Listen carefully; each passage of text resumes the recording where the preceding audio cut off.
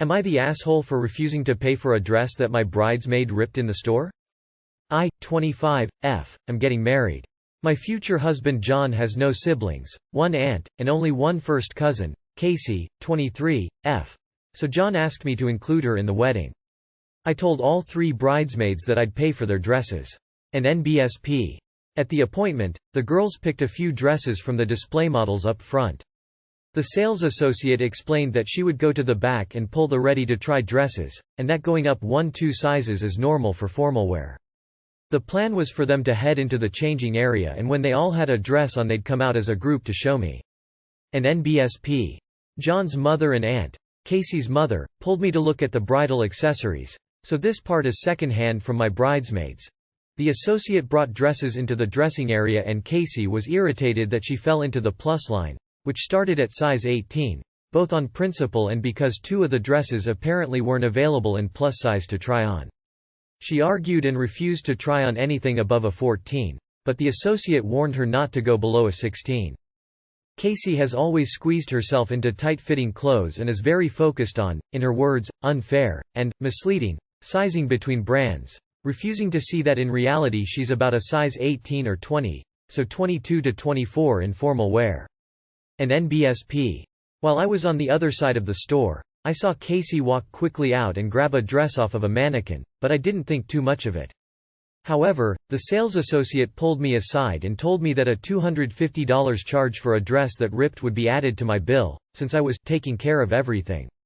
When I went to talk to Casey, I found her struggling to zip a too small dress, and the size 14 dress, the one she grabbed, was hanging up and had burst open at the side. And NBSP. I told Casey politely but firmly that I wasn't going to pay for the damaged dress and that she would need to cover the cost herself, to which she insisted that it was my job to do it. We went back and forth unproductively as John's mother and aunt came back over, and one of the other bridesmaids told me that the sales associate had strongly cautioned against trying smaller dresses. Casey attempted to start another argument about sizing and I cut her off. I told her that there's no way in hell she's a size 14, and I don't care if she believes it out in the real world, but for the purposes of this trip and my wedding I needed her to accept that. And NBSP. Casey angrily went back into her dressing room and refused to come out, and her mother told me to just pay the $250 since Casey was still an apprentice at the hair salon and didn't make that much money. My bridesmaids backed me up, but Casey's aunt, and to a certain extent John's mother, essentially said that Casey wouldn't be there around these dresses in the first place if it wasn't for me. Casey's mom ultimately paid for the damaged dress, but am I the asshole? Not the asshole. You offered to pay for their dresses, not what they damaged. Her irresponsibility is not your responsibility. Not the asshole. And what the hell is this logic of, if you hadn't had Casey around these dresses, she never would have tried to squeeze into one that was 4 or 5 sizes too small. Not the asshole. Play stupid games, win stupid prizes. Essentially said that Casey wouldn't be there around these dresses in the first place if it wasn't for me. Lol. You should reply back that they were correct and you will remove her from your bride party to ensure she is never in such a vulnerable position again. No, not the asshole. But Casey is. We all know, these dresses are expensive. Put the word wedding to it and the price doubles in a heartbeat. And Casey was warned. Time to have a serious calm discussion with you, groom. She shouldn't be your bridesmaid anymore. This is the first clue of many, many meltdowns, tantrums and outbursts from her. As a bride, you need support, not having to deal with this shit. Not the asshole. I mean, what is Casey's aunt's logic? If I took someone to a DIY store and they pick up a hammer and hurt themselves being stupid, why would that be my fault? Not the asshole. There's a difference between paying for the dresses and paying for the avoidable damage caused by Casey's ego getting in the way of common sense. No, she's not wrong about the sizing issues in the fashion industry. It's bad enough that there are academic journal articles written about the problem. But this wasn't the time to be making a stand on that issue, still less to the extent of damaging a dress and expecting you to pick up the tab. Congratulations on the wedding. I hope this is the only bump in the road to the big day. Am I the asshole for calling cops on teens in drive-thru? Okay. So I'm sure everyone has been to a McDonald's where there's 2 lanes in the drive-thru. I'm in one, ordering a coffee at 12:30 a.m. There's an SUV full of what I assume were late teen, extremely early 20s boys in the other. They are being absolute idiots, pulling ahead and reversing, bugging the McDonald's staff on the intercom, while yelling incessantly, obviously thinking they're hot shit and hilarious. I merge ahead, and as I do, they take it upon themselves to start yelling and personally attacking me. Saying I shouldn't be there cause I'm so fat and that I better only be getting a salad, etc. I am just ignoring them, it doesn't bother me. But, I think to myself, I need to speak up, as what they were saying was so disgusting and potentially harmful to other people that can't let stuff like that roll off their back like I can. So I stopped briefly when I merged, and yelled, "You all need to grow the fuck up, and you should be embarrassed."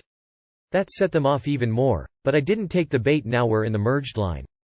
One uninvolved car between our vehicles.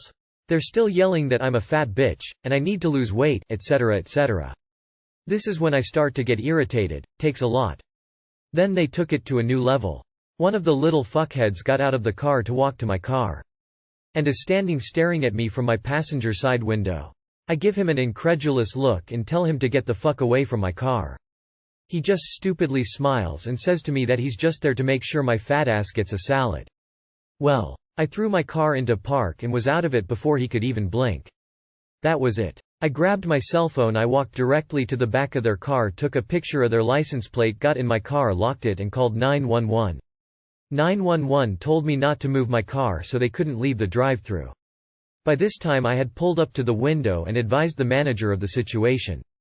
Anyways, cops show up, escort them out of the drive-thru, get my info and say I can go. I left, giving the now much quieter little schmucks a smile and wave as I drive off. Now here's the kicker. I feel bad now. During all of this I notice the driver has a new driver indicator on their vehicle, which means they can have 0 substances in their system, only 1 passenger, and cannot have any electronic devices while driving even if they are hands-free. I'm not sure about the substances, but they were definitely in violation of the other rules, which will come with big consequences, up to having their license suspended. Woman facepalming. I didn't want my reaction to impact them in a big way like that. I wanted them to know you can't act like that and to learn some accountability. Am I the real asshole? Not the asshole. This is a real-life version of fuck around and find out. Not the asshole. In Australia we call this situation a fucking total not the asshole. I reckon the driver of the vehicle knew the rules they were supposed to follow. They didn't. They fucked around. Now they're gonna find out. Oh well. Not the asshole. These kids are learning that there are consequences for their actions.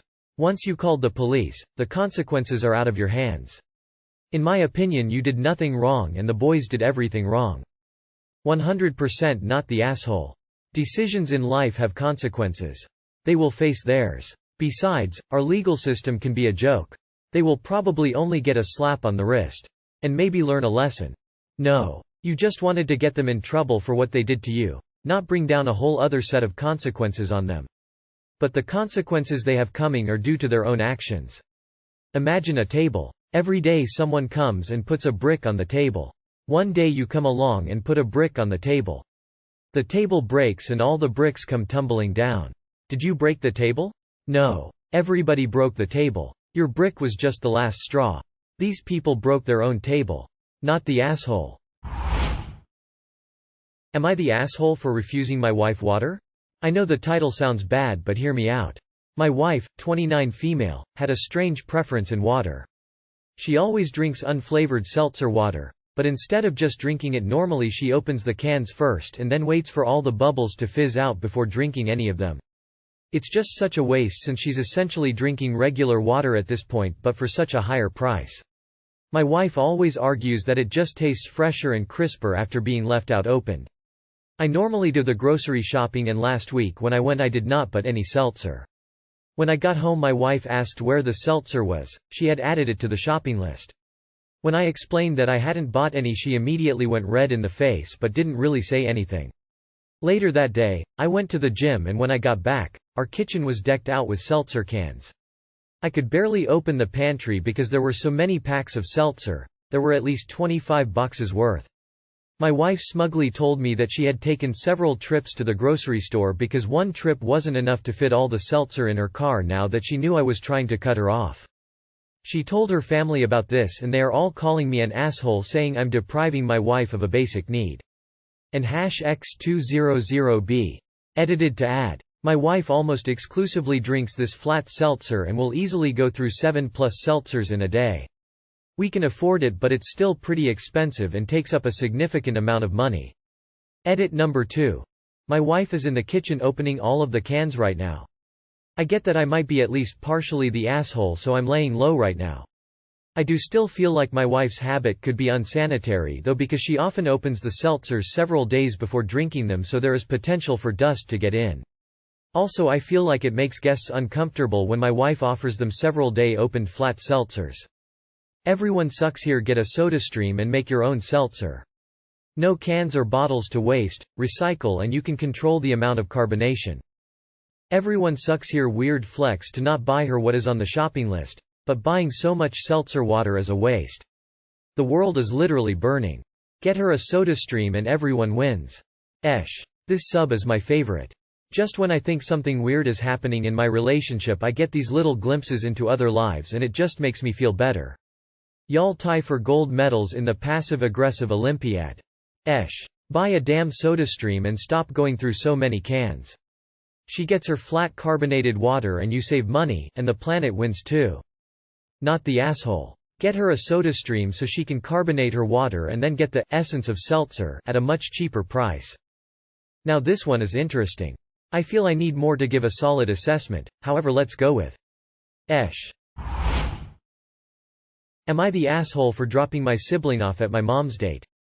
For my whole life I, 20, always been the live-in babysitter for my mom. I thought that once I moved out I would no longer have to babysit my sibling, 6, 8, 10, anymore, but boy was I worng. As soon as I turned 18 I gotten married and moved out. I know you all are gotta judge me for that, but I'm happy with my husband. My husband doesn't mind having my younger siblings over as he loves children, but it's gotten absolutely ridiculous. My mom doesn't even ask me before she drops off a sibling. She will literally just drop my siblings off at my door and leave. She even done it at our date nights. It's unfair to me and my husband, even though my husband been accepting this with grace and is really good with my sibling. I'm actually pregnant myself and been feeling the typical pregnancy symptoms, so my husband been picking up more of the load of watching them when they are over. I have told my mom many times to stop doing this, as my husband and I have a life of our own and don't want to be watching your children all the time, and to at least let us know before dropping them off. Recently my mom did this again and I wasn't having it. I called my mom after she dropped my siblings off and found out where she went, which was on a date at a restaurant, and went there with my siblings. I found where my mom was seated, went up to her with my siblings following me and said, "Hey mom, I have a few errands to run, so I decided to drop them off with you," and left while my mom was in the middle of objecting. My mom was pissed and ringed my phone down. I didn't answer until the next day. When I did, I got an earful with her telling me that she raised me and went through months of pregnancy. The least I can do is watch my sibling when she needs time off.